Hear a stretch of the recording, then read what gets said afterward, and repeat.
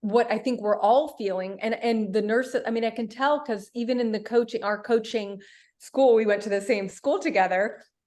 A lot of the medical people, psychologists, I feel like this is also happening with psychology and counseling. It's like, how are we going to bring in this holistic approach and this other approach? And so I love seeing that the mesh, I'm hoping is starting to happen. I mean, I know we have still a long way to go, and Yes. there's a lot of, not only do big pharma and the medical industry and people, patients ourselves, want a quick fix. I Yes. mean, we all want this quick fix, and everybody has their own interests, and there's a lot of money involved in our system, Mhm. the way we do medicine. And I mean, it has a lot of problems, but it makes me so happy when I see that, like, okay, there is a little bit of movement towards this. People aren't thinking meditation and yoga is some weird religious thing anymore. Right. It's like, it has medical, it's being studied. Someone even said,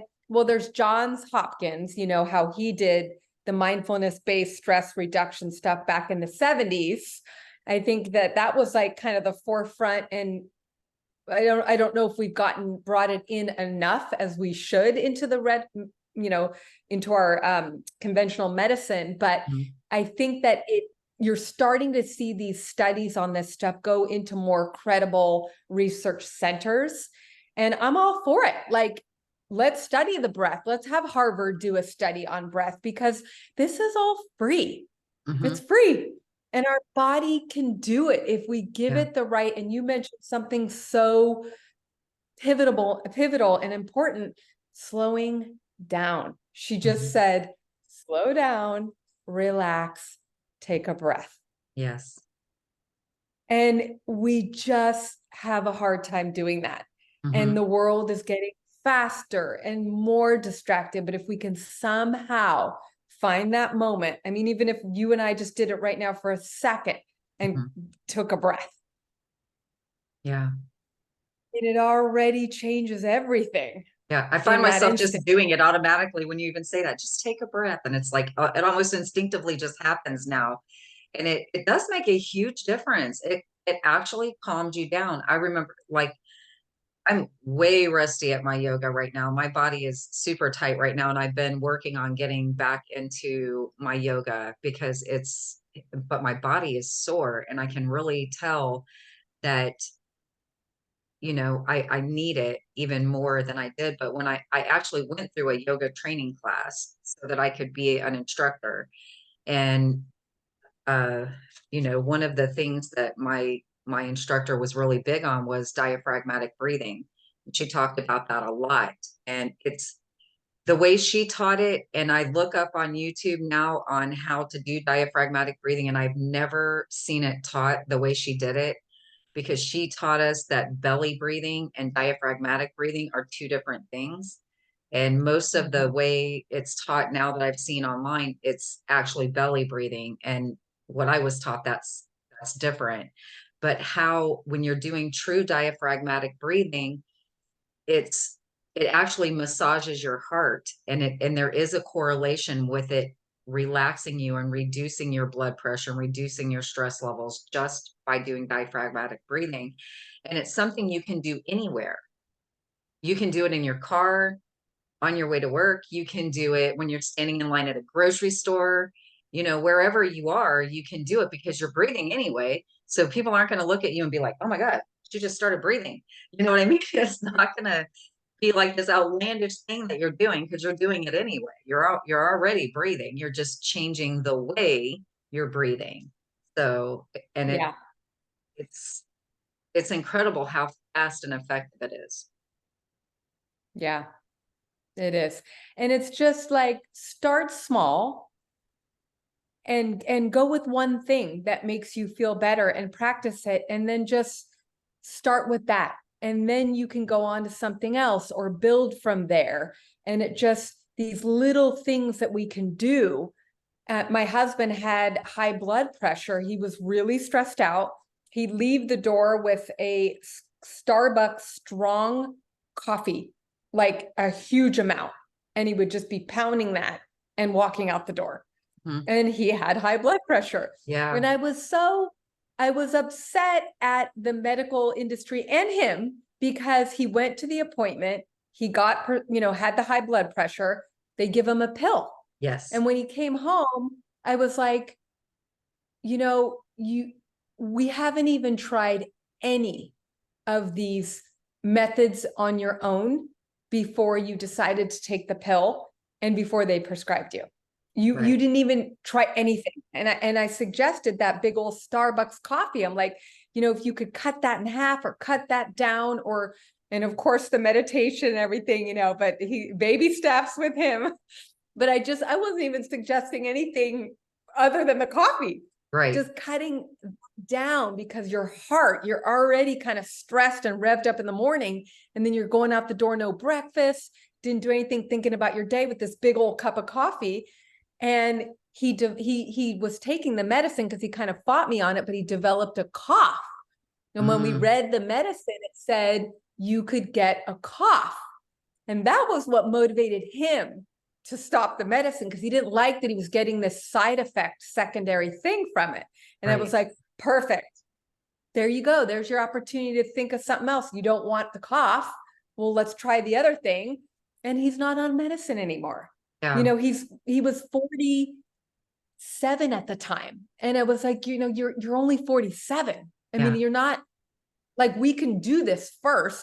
And I'm not advising people to A, not listen to their doctor, or B, not take medicine that's prescribed. What I was advising him, and what I try to discover with people is, are there ways where you can empower yourself and your own body? Because Yes. that's what feels better.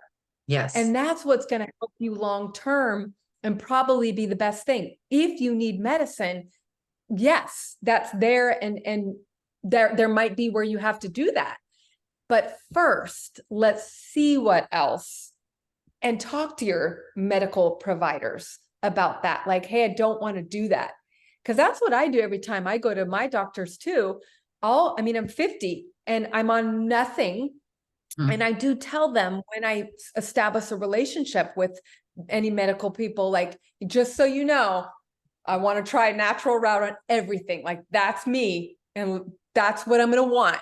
And then, like, so let's start from there. And they're like, okay. So we have to advocate for ourselves Mm. too.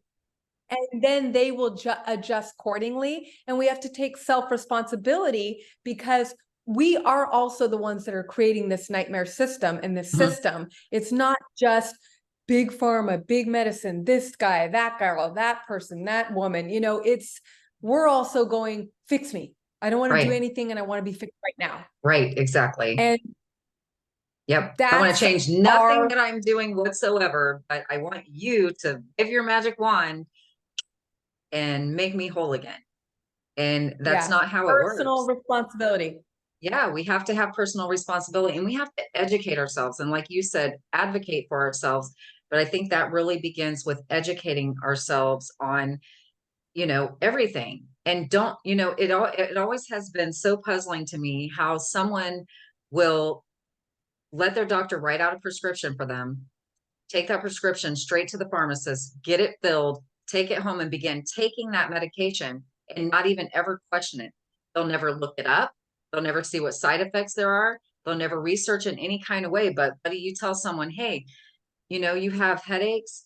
If you use some peppermint essential oil, you know, you can naturally take care of that headache. And they will research the crap out of some peppermint essential oil and tell you all the reasons why they can't use it, and never one time research that medication the doctor prescribes. And I guarantee you there's a far less complications and side effects from peppermint essential oil than there ever will be from a pharmaceutical med. Yeah. But it's Yes. just mind blowing to me. So, I think educating ourselves and asking questions, I used to tell my mom, because my mom, and both my parents are crossed over now, but my mom used to go to the doctor a lot, and she would get upset with her doctor because she didn't feel like he was giving her what she needed. And I told her, I'm like, Mom, you have to be your own advocate. Ask questions. You have to remember you hired the doctor. You're the one paying the doctor. So in essence, you're their boss. They're not your boss because you can tell them at any time you want your records and you can go pay another doctor to take care of you. So you have to be involved in your own care. Ask questions. You're paying them a lot of money for 15 minutes of their time if you're lucky enough to get the full 15 minutes. So ask Mhm. questions, you know? Mhm. Yeah. Yeah. And it's comprehensive. I mean, we all are bio individual, we're Mhm. all complex. We have our life circumstances, we have our mental state, our physical state, our emotional state, our spiritual state, So it's like bringing that all into to our health. Yes. And it is comprehensive. You might need a nutritionist for a little bit. You might need to go into some exercise classes. You might need to get into a spiritual practice or some kind of sense of community there. I mean, we don't there it changes too. Mhm. And that's what I found with any of the health problems I've had or things that I've faced in my health. It's there's been numerous things that came together, and it wasn't a quick fix. Mhm. It took some time, and then all of a sudden you go, wow, I don't have that anymore. I feel so much better. Yeah. And it's a beautiful thing when that happens. And I just want to give you an example of how holistic approaches can help someone. I have a friend who has really bad migraines, and she goes to see a medical massage therapist. So they do not just relaxation massage, but it's more of a medical approach. So they look at different systems in the body a lot more than just a regular massage therapist does. And she recently had a very bad migraine that the medicine wasn't touching. So she called her massage person up and she's like, "Hey, look, can you get me in? Like I have this headache and it won't go away and the medicine's not helping." And she went in there and by the end of her session, that migraine was gone. It That's it was amazing. gone, and all she did, and I'm saying all she did, but she gave her a massage. She knew the areas to go to work those things out and get that lymph drainage going and different things, and she completely got rid of her headache. That's amazing. Yeah, Yeah. And it's just one more story that you never know, you never know what you're going to need, and you never know what's out there and available. And a lot of this stuff isn't you're not going to be compromising yourself, and that's so empowering to like, hey, I'm going to make this call and I know I'm going to get some suffering is going to be relieved, and this is what I can do. I can empower myself to do that. That yeah, sounds really cool. Medical massage. I was a massage therapist for a lot of years in a therapeutic setting in a chiropractor's office, and seeing the magic of how we would work together to heal people yeah, was amazing. The combination of just the chiropractic with the massage left people were walking in one way and walking out another way, and they weren't even there for 2 hours. It was so yeah, cool. But yeah. the medical massage sounds really interesting. Yeah, she said that it's so weird. Like I've not experienced it. I hold a lot of tension in my muscles, and my muscles are, and I guess I get this from my mom because she was kind of that way too. My muscles are really like tight all the time, and it's almost like having a permanent Charlie horse sometimes. It doesn't feel good. People are like, "Oh, but your muscles are so tight and firm," and it's like, yeah, they're like a rock. They're really hurt right now. It doesn't feel good, but Yeah. I get these areas in between my shoulder blades, and I told her, I said, it literally feels like little rocks. I'll have Steve rub my back for me sometimes, and he's like, it feels like you have rocks in there. And my friend was like, "Oh yeah, my massage therapist, she knows how to like move those right up." She goes, she moves them like right up your body over your shoulder, and then all of a sudden you can just feel it like just drain and it just disappears. I was like, Mm. I Oh, need it's that. making me want to get a Like massage I right need that now. massage therapist in my life, So, when I'm able to monetarily afford to go, that is going to be I'm going to call it my non-guilty pleasure of having routine massage like that, because I definitely want that. Yeah. And we deserve And it, it's, we do. We deserve to yeah. feel good. Hmm.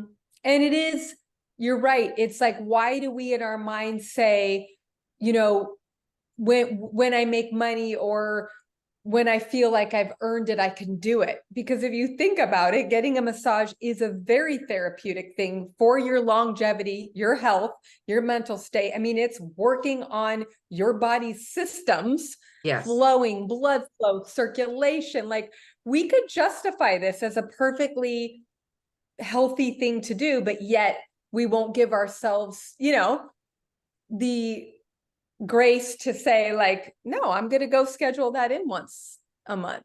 Right. And also, I'll spend money on other things. Well, why wouldn't I spend money on myself and my own self-care? I always Yeah. respected the people that would come in once a week. Actually, I had Yeah. weekly people, Oh God, I would and love they were that. like, Friday, every Friday, I'm getting and I wasn't a discounted massage therapist either. Yeah. Like, they were spending money once a week.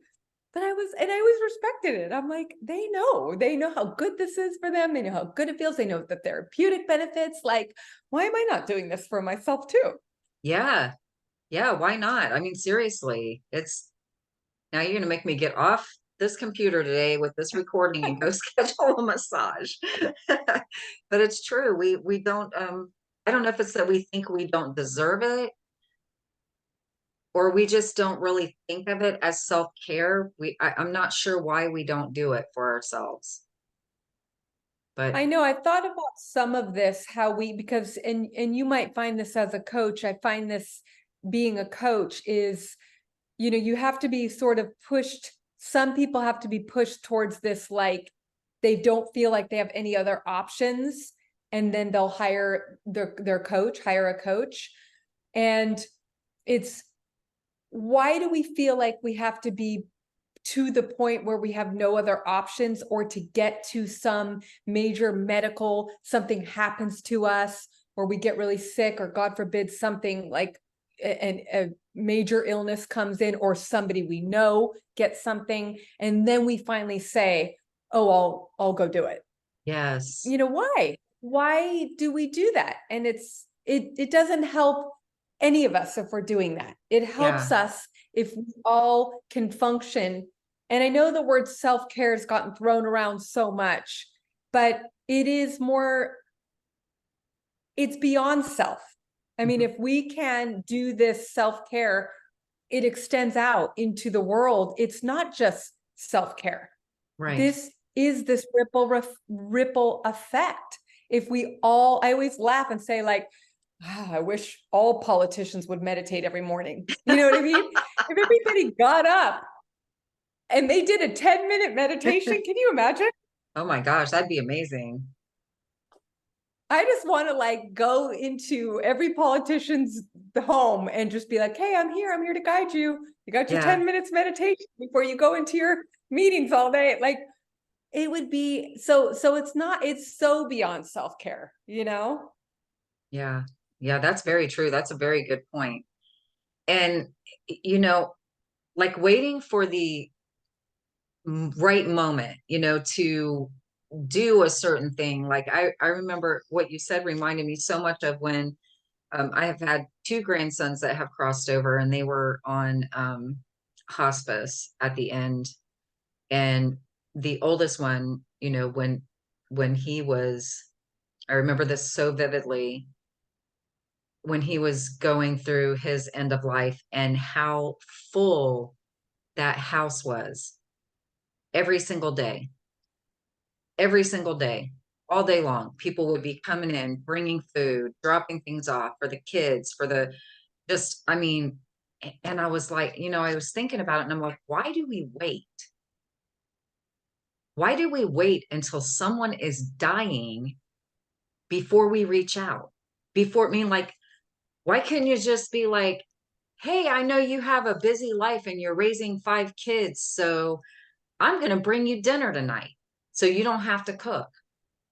Just because. Yeah. Why do we wait? Why do we think there has to Mhm. be some sort of dramatic justification for our actions? Why can't we just take care of ourselves so that we can give more to other people with that ripple effect that you were talking about and take care of each other without this Yeah. big reason? Why do I have a reason? Why can't we just do it because it feels good to share that in that way with somebody, and because you know they could use a break from having to cook. Is there Yeah. It comes down to, I mean, what I believe it comes down to is, again, it's that slowing down and having some sort of, I want to say checks and balance, but that's not the right word. Some kind of way that you can always kind of like assess. And that looks different for everybody. I mean, I have a woo-hooey side to myself. I like to do vision boards. I like to journal. I've always been interested in personal growth and transformation and yoga and these different things. But like, and I also have a community of friends that like, that's what we do. We know each other. We do that. But so whatever it is for you, for just listening to talking to your listeners, it's like find whatever it is that you can consistently check in with yourself. And that can be every couple months or even twice a year, what just so we know what's important again. Like, let me revisit what's important to me, Mhm. my health, because at the end of the day, we all, the same things are important to all of us, no matter who we are. Yeah. It's our health, Yep. it's our loved ones, it's making sure that we have a fulfilled life. I mean, these are the things we all want, but you just lose sight and Hmm. you just don't think about it. And so Yeah. it's, how do you bring that intention and awareness in, whether that's daily through a little mini daily practice or quarterly, something, who are you having accountable in your life to also help you with that, and looking around at those people to kind of keep you accountable. And then you can adjust if it, because if we can do that, then it wouldn't, we would hope it's not always only those times when somebody's sick or somebody crosses over, or so it's just, it's having a practice, some kind of practice where you can reassess, check in, tune in, and build that relationship with yourself Yes. and others, but it's with Mhm. yourself Oh yeah. and what's important. Yeah. It's very true. It's so important to have a good relationship with ourselves. And I've said this before and I'll say it again here. We've been taught that it's selfish to do that, but it's in fact the very opposite of selfish, because then if we have a good relationship with ourselves, it enables us to have better relationships with the other people in our lives and see things that we might not have caught if we were so, focused on everyone else and not focusing on ourselves at all. Yeah, and there's little fun ways to do that, and there's so many tools and techniques to do that. I have a friend, she's a therapist and she's a coach as well, my neighbor, and she's one of my accountability buddies. And she had noticed that her son, she's got 4 boys, and she had noticed that her youngest son was what was he doing? He was something, it was like a negative behavior he was doing where he was like, I can't remember if he was either kind of talking down on himself or if he was complaining about something, but it was this behavior. And she said, and he kept saying, oh, that happens 100% of the time, 100% of the time. And so she talked to him and she goes, I just want you to be aware that you say that that happens 100% of the time. And you want to look at that, because this is you're starting to develop this characteristic where you're saying that all the time. And I don't think that's true of you. I don't think that happens 100% of the time. So now he caught it so fast. He's like 11. He caught it so fast. He goes, yeah, 100%. And he'll say that to his mom. Like, he knows now to stop that behavior because they had a conversation and they used the word 100%. And it's Yeah. like, you can have a little rubber band around your wrist. And when you notice that you're saying something negative, of talking to yourself, negative self-talk, Mhm. hit that little rubber band, like Yeah. to stop that neuro feedback and To to interrupt change it. it. You know, Yeah. it's like little things that we can do. Cause I think some people are just like, well, I don't know what to do. I mean, Yeah. how can I change it? It's my Yes. circumstance. It's who I am.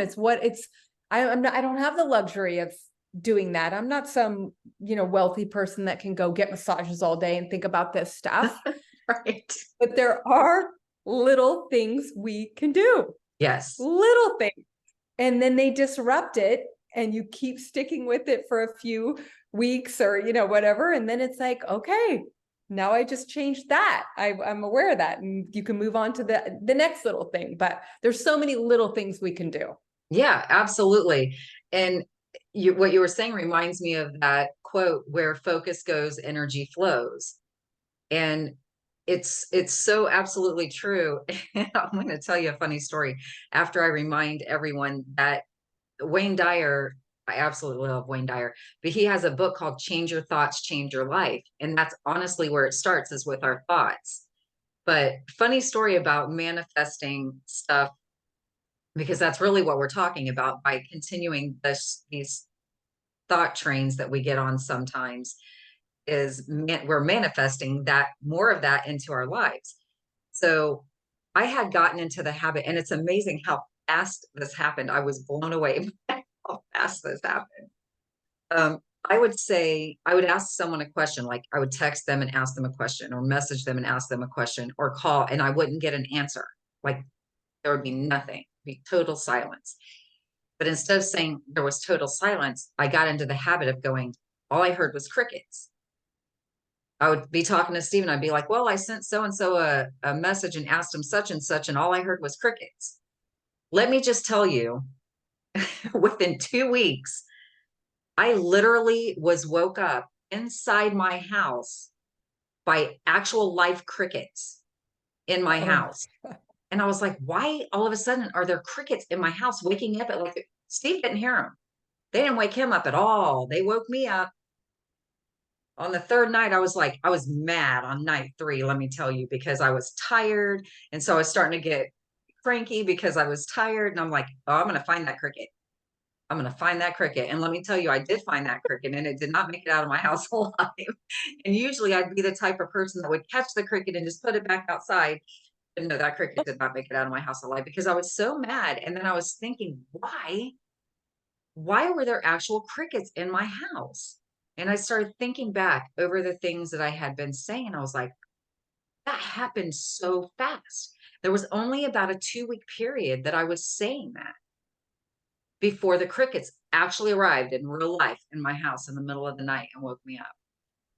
Oh my gosh. Yeah. And it was just like, okay, I'm going to really give you a lesson not to say this and to not keep saying people are, cricket, that there's crickets when you reach out to people. They're like, Yes. I'm really going to make this like loud and clear for you to change this message. And to be mindful of other things, because after that, I would be like, oh my gosh, I'm shocked that that happened. Aren't you shocked? I can't believe how shocked I am. And then I'm like, wait, I hear crickets, and then crickets came into my house. Maybe I shouldn't be saying I'm shocked, like, because I'm about to get electrocuted or something crazy like that. So then I started saying I'm amazed, because if I'm amazed, that could be a good amazed, right? So Yeah. I, so I started being more mindful Yeah. about the things coming out of my mouth. And it's a practice that, I mean, I'm going through it new again right now. You know what I mean? My yoga teacher used to say this 20 years ago when I got certified. She said, the practice is never done. It's never Right, over. right. So there's no end to get to. You're just try to enjoy it for the journey that it is, Yes, because we're always going to come back to this. You're never going to conquer negative self-talk. You're never going to conquer the way, you say things. You're never going to be perfect, right. but you're going to continue to go back to it. You're going to continue to go back to it, and you are going to improve. And it is going to be, I surf, I'm a surfer, and it's like, you'll be surfing for years, not improving, years. And people say this about golf too. And then all of a sudden you go out there and you like jumped, you made you did this great wave or this great turn, or there was this huge improvement. And so then you think you're there. You're like, nope. Then you plateau again for a long time. But surfing is amazing every time you go out. So it doesn't matter really at the end of the day. Does it matter? No, Right. Doesn't matter how great you are and how perfect you are. You're enjoying it for what it is, and you are improving. Because if you look back, and people won't do that, it's like, look at all those things that you actually did accomplish. Look at all those things. Like if you looked back at yourself 5 years ago or even last year, look at all you've done. Yeah. But we just, we forget about that part. Right. Well, a friend of mine and I were talking about that just a couple days ago, because we hear so much, don't stay stuck in the past, leave the past behind you. But there's a difference in living in your past or reliving your past and reviewing your past. And I think reviewing occasionally is very important. Like she said, I want to look back. I want to see how far I've come. I want to see that space between here's where I was and here's where I am now. So I think that that's a very good point. We definitely need to look at that. And, the eternal evolution of self name of this podcast is what you said, is exactly why I named it that, because it's not a one and done. It's, I always say you can't sit down and eat one gigantic meal and never have to eat again. You have to keep sustaining your body. You have to keep putting food in, because food is fuel for our bodies. It is no different with this. We can't have one big helping of transformation and then that takes us through the rest of our life, because we're going to keep transforming. We're going to keep evolving, and it's important for us to realize that, because then if we can realize that, then we're not going to be so hard on ourselves, because we're going to realize that, hey, I may have not talk to myself very nicely in that moment, but I can change that. And now I can talk to myself nicely in the next moment. Yeah. Yeah. Because I think a lot of people where we fail is we either have, it's too lofty. It's something that you wouldn't even expect someone else to get it that perfectly. You know what I mean? Like, yes. Okay, I'm never gonna eat any sugar again. And I'm gonna eat vegetables every day. And I'm gonna exercise for 2 hours, and I'm gonna start that tomorrow every day. Yeah. You wouldn't expect that for anyone else, but you expect it for yourself. And then when you fail, you beat yourself up, and there's no kind like, oh, hey, okay, maybe let me look at that. Maybe it was too big of a goal. Maybe I should try to do it this way, or tomorrow's another day. I'm going to try to no, we don't do any of that. We just like give up. And then that's how it all starts. It is. But it's a so I vicious love cycle. the name. Yeah. I think I missed I was going something. to say, I love the name of your podcast. Oh, That's why I love the name of your podcast, because it's such a great, it's so true. It's an evolution, and that word feels lighter. Like that word makes it doesn't put the pressure of time. This is just kind of like, it's what it is. It's an evolution. Yeah, and we can't force it. Wayne Dyer I'm pretty sure it was Wayne Dyer that talks about planting a seed. Yes. He said you wouldn't put a tomato seed in the ground and then like keep digging it up every day going, why aren't you growing? I don't see any roots on you yet, and you don't do that. You put it in the ground and you let it evolve and you let it pop through the soil. And I think we need to learn to give ourselves the grace that we would, give a cotton picking tomato seed, just let yourself grow, keep watering, keep giving yourself the nutrients that you need, make sure the soil is good and make sure you're watering and getting the sunshine and things like that. But let yourself just allow. I think we put so much pressure on ourselves to force things. And if we just relax and allow, which is kind of what we were talking about earlier, just the take a breath, you know? Because it is the easier, there is a lot of flow and ease. Mhm, There is, if we slow down enough and look for it, or just let it is there. And mhm, we do have these answers. I was thinking about intuition today. I kind of had this, I felt like I finally got it a little bit more on listening to my own intuition, mhm, because I've been trying to build that relationship with myself for a long time and really get better at listening to myself, trusting myself and the intuition. And, the way I receive intuition is through a feeling. Like I feel something, and it just kind of is like this knowing feeling. And how that's different from anxiety, or like knowing something, but well, I'll give you an example. So I have a 93-year-old friend, and last time I was with her, it just felt a little like I should be concerned about her and her health. And she's 93. I mean, of course, you're going to be concerned about her health, but this was different. I take her for a haircut every month, and this felt really different. And so when I was thinking about that, it was a feeling like I'm going to reach out to my friend who's her son, and he's an only child. So I even reached out to him, and I'm like, I'm going to be your sister. I think we need to talk about, her name is Rose. I think we need to talk about Rose. Like, you can bounce things off me as if I were your sister, because I just felt like she needed more care and just, stuff like that. And so she broke her hip. She just broke her hip, wow. and she has COVID. And like literally this just happened. And so I was like, my intuition was so correct about what was going on with her, and why it wasn't just nervous energy of, and like, oh, you're just worried about her because she's 93 and of course something could go on.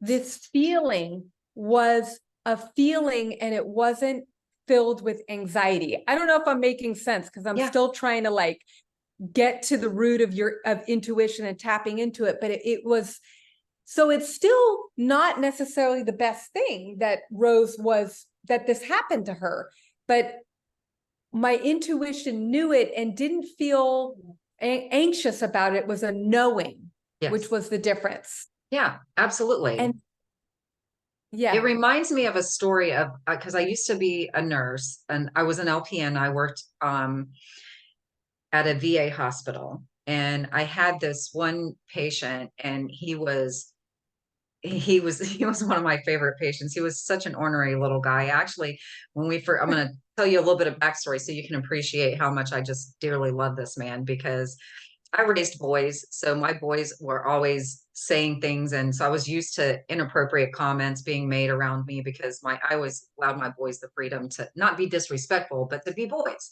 you know. And so I had this patient, and when I was first introduced to him, I was told that he was, one of the more difficult patients and whatnot. And so he started making inappropriate comments to me, and I, would field the comments. And finally, one day, you know how you have those days where you're like, you're just done. Like, you're just not putting up with crap from anybody that day.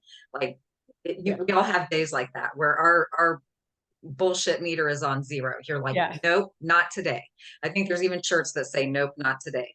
But yeah. so I was having one of those nope days, and I went in there and he made a comment to me, and I stopped everything I was doing and I looked at him and I said, would you say that to your mom?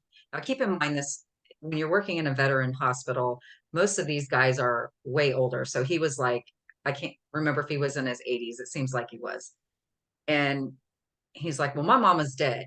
And I was like, I understand that. But if your mama was standing in front of you right now, would you say that to her? And he said, no. I said, well, if you wouldn't say it to your mama, don't you say it to me. And that's the day he started calling me sassafras. And he became one of my favorite patients. We're not supposed to have favorites, I know, but you just have these relationships with some people, right? And I mostly work days, but I was working this one evening, and my charge nurse's name was Donna for that night. And I went in to, I was doing my evening rounds and everything, and one of the CNAs said something to me about him, how he just, like he was not acting quite right. And so I took all his vitals, and his vitals were perfect. They were perfect. There was nothing textbook that would indicate that something was wrong. He was acting normal. He was being his sassy self, and his vitals looked good, but there was something wrong. And I knew it. I could feel it, just like what you said. I felt it. It was just a knowing there was something wrong. And I went and talked to my charge nurse, and I said, there's something going on. I said, I'm telling you, we need to send him to ER. And she said, well, what's going on? I'm like, I can't tell you what's going on because his vitals look fantastic, exacting fine. The only thing that we could tell at all was his O2 sat, which is the oxygen saturation, was a little bit low when we would lay him back. So, but if we kept him sitting up just slightly, it was fine. So it wasn't anything that was like scary at all. It actually looked really good. And she said, well, she said, all his vitals look good and everything. She goes, they're probably going to send him back if we send him down there. And I'm like, and this is literally what I said to her. I said, Donna, I said, I'm telling you, there is something wrong. And if we don't send him, he's not going to be with us tomorrow morning. I'm just telling you, he's not, he won't be here. And she said, okay, we'll send him. And we sent him to ER, and they checked him, and he spent 2 weeks in ICU. He never came back to our unit for 2 weeks because what was happening was his lungs were not exchanging carbon dioxide for oxygen. He was literally suffocating inside of his own body. That's what was happening. But everything looked beautiful. But I knew that something was wrong. So yes, I Isn't that understand. crazy? Yeah. So I understand It's yeah. exactly what you're saying. And I've had a lot more practice um, dealing with that. And here's what I will tell people is listen to your body when you're dealing with someone else that you feel like something might be off. Ask yourself a question. Ask yourself, is something off with that person? And then say yes, and then say no. And whichever answer you say at that time, pay attention to how it feels in your body because your soul knows the truth. Whether your human self knows the truth or not, your soul knows the truth. So if you said to yourself, you said her name was Rose or is Rose. Yeah. So Yeah. if you were Yeah. saying to yourself, is there something concerning going on with Rose? And you say yes to yourself, if that is the true answer and your soul knows that to be true, you're going to feel it in your body. You're going to feel the truth of it. You're going to feel like some kind of sensation in your gut, or you may feel it in your heart area. And I like to say if it's something you don't need to be concerned about, then you're going to feel the lightness of the answer. Like if you don't have to worry, you're going to feel a lightness or an easiness around it. But if it is something to be concerned about, you're going to feel a heaviness in your chest area, or you're going to feel like your heart's going to start racing in a way that is a cause for concern, or you'll feel it in your gut as a heaviness, like you'll feel like there's a brick in your belly or something like that. Or you might get some pressure in your head or feel a headache. Everyone's different, so they experience these sensations differently. And a lot of times I will get goosebumps. So if I know that I'm right about something, I will get goosebumps. And that's like my affirmation. Aha, I'm on point with that because I have goosebumps from my head to my toes, you know. So Yeah. really pay attention to your body because your soul knows. Our human selves are so oblivious sometimes, but our soul always knows. Yeah. I love that. I love that. Yeah. Yeah. Yeah. Yeah. But it's a mistake not to listen. I mean, I didn't listen to my gut when I first started getting involved with this last guy that I was in a relationship with. And I didn't listen. all through the years that I was with them. And then finally, I'm like flat on my back looking up at the sky going, how the hell did I get down here? Well, it's because I didn't listen to my gut. And I will tell you what happened. When I got out of that relationship with him, I promised myself I will always listen to my gut from now on, no matter what, no matter how sad it makes me, no matter how hard it is, no matter who it concerns, because I think that sometimes we put that little caveat on there. I'll listen to my gut unless it concerns this person, this person, this person, this person. And if it concerns that person, we don't want to step away from that relationship or even put pause on it, and we won't listen to our gut if it's that person. It doesn't matter. It doesn't matter how hard it is for me to listen to my gut now. It's 100% of the time, literally, that I listen to my gut. Yeah. Yeah. We run into trouble if we don't. And I love that that was like, you took the lesson, like you got it Oh, and you were like, finally. okay. I was Yeah. 50, but I finally Yeah. got it. Yep. It's okay to be a late bloomer. You're Yes, bloomed. You bloomed. I bloomed. And it was so funny because earlier that year, my year that I turned 50, earlier that year, I had told my daughter-in-law, I said, something is going to happen when I'm 50. I just feel it. Like there's something amazing going to happen when I'm 50. And I was still in this crazy relationship, and things were just, like I said, it was just a shit show. And later on that year, after I had gotten myself out of the relationship and everything, I was looking at my life and I was like, okay, I told my daughter-in-law something amazing was going to happen, but I'm starting over. I don't know what I'm doing right now. Like life is looking pretty bleak at this point, right? And then I got to thinking about it and I thought, you know what? I did do something. There was an amazing thing that happened. I took my life back. I left that relationship and I took my life back. That's an amazing thing to happen. So it actually did happen. And I had been telling her something amazing is going to happen. And something amazing did. It didn't feel good while it was happening. I can assure you that, but it was a crazy situation. It was crazy. But yeah, I took my life back. And that was so for all you people listening and you think that something amazing has to look like you just hit the lottery or you got a new car, it doesn't always look like that. Sometimes it's just as simple as you taking your life back. Really. Yeah, it's true. Yeah. It is. It's subtle. It's subtle. So it's hard. You could miss it, Yeah. but what a gift, you know? Right. And look what you're doing now. So Yeah. It's amazing. I'm so grateful. I am. Actually, when we talked, you were mentioning journaling earlier, and gratitude journaling is literally the only journaling I've been able to stick with.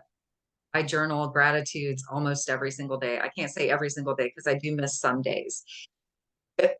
Bizarrely, I noticed this morning that I had been writing because I always write the date. And I wrote down 12/25, and I was like, wait, what? And I looked back at my previous entry and I had somehow the page before I was doing the ninth month, but somehow when I changed pages, I started writing 12. I was like, I wonder why that is. I'm still trying to figure that one out.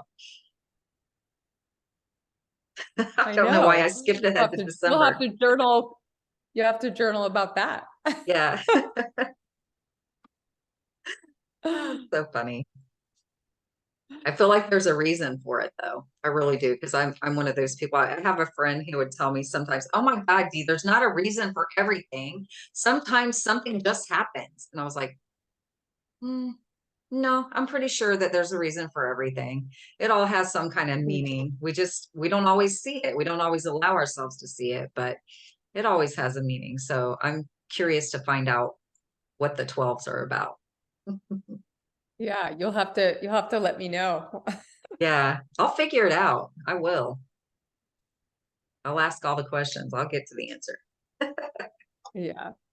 But this has been so awesome today. I'm so grateful that you came on here to speak with me today and tell everyone all this information and share your story with everyone. And I hope that Rose will, like, I'll be sending her all the healing vibes. And you know, I do essential oils, so if that's not something you're into, I'd love to talk to you about some that you can use for her after we close this out today. Yeah, yeah, I would love that. Thank you. I know. I'm gonna check in and definitely I'll go see her in the hospital. And yeah, we're Yeah, just right now gonna give big prayers. So I thank you so much.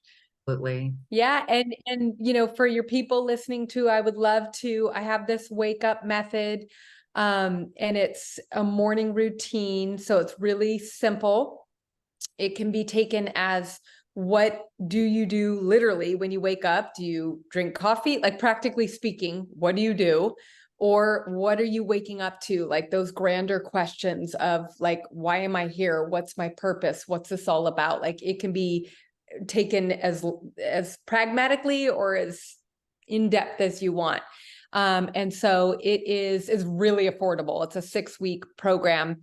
And I'd love to offer anybody who wants it. They can do it for 50% with the code meditation. And so it's on my website, which is my name, Kristen Kurtz. So it's Kristen Kurtz, KURTZ.com.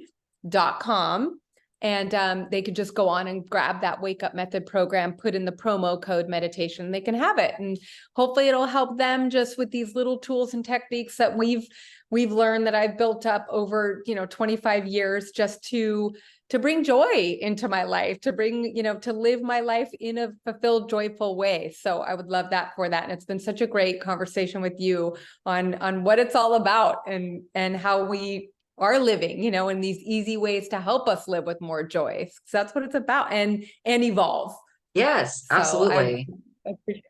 Joy is not underrated, that's for sure. It's a beautiful thing. Yeah. So, and I'm going to put all of Kristen's information down in the description box below this video. I want to remind everyone to like, share, and subscribe to this channel so that we can spread this information far and wide and help uplift and inspire other people, or at least make them think and ask some questions about things. Thank you so much, everyone, for joining us and participating in these videos and sharing them. I appreciate every single one of you so much. And as always, I love you all, and we'll see you next time.